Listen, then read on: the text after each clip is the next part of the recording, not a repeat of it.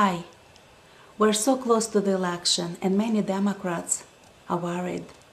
Our financial institutions are in shambles.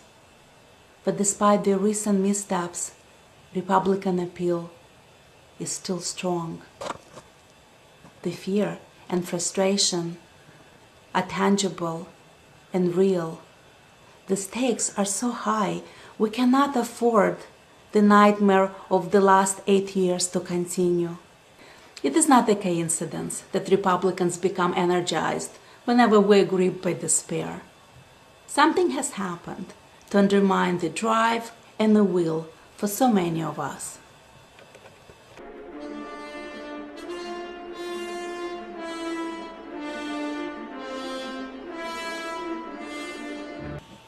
The first law of thermodynamics, called the law of conservation of energy, states that the total amount of energy available in the universe is constant.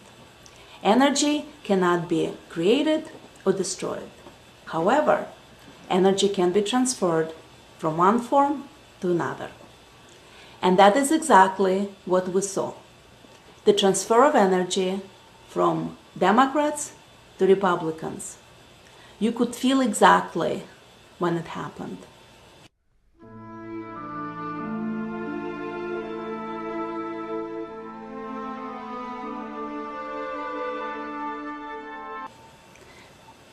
Were you Hillary Clinton's supporter? Remember how energized and purposeful you felt? What happened when you realized she was not going to win a nomination? Did you suddenly feel drained, powerless, hopeless? Some of you even paralyzed for some time. Well, your despair has consequences. When you lose energy, it opens the opportunity for your opponent to use it. Just think about that. That is what happened when Palin got selected. And for so many reasons, it generated so much emotion.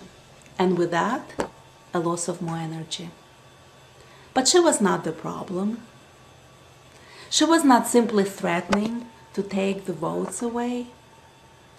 She was doing it by using the energy you relinquished when you despaired. And despite her recent problems, she is still holding on to all of this energy. So, how do we turn it around?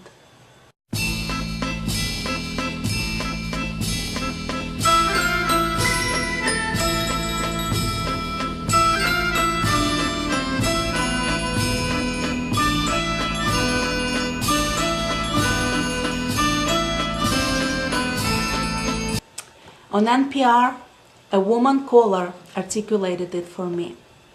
She said that before McCain elected Palin, she wasn't sure about voting for him.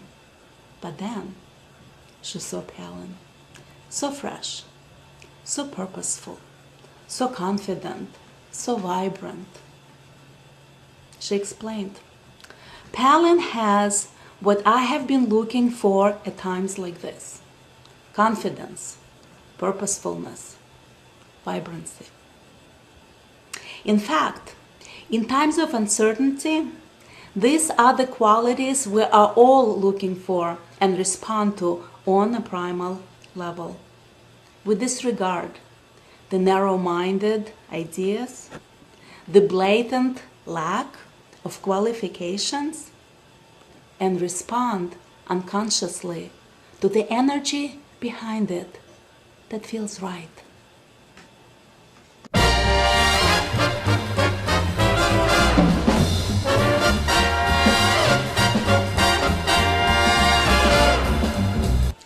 I want to ask all of you Democrats, you do have powerful words and ideas, but right now, are you fresh?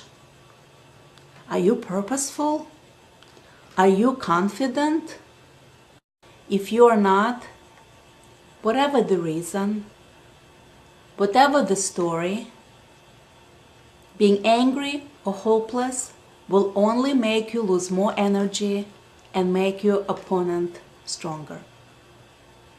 Do not give your energy and your power away, because all it does is to energize your opponent.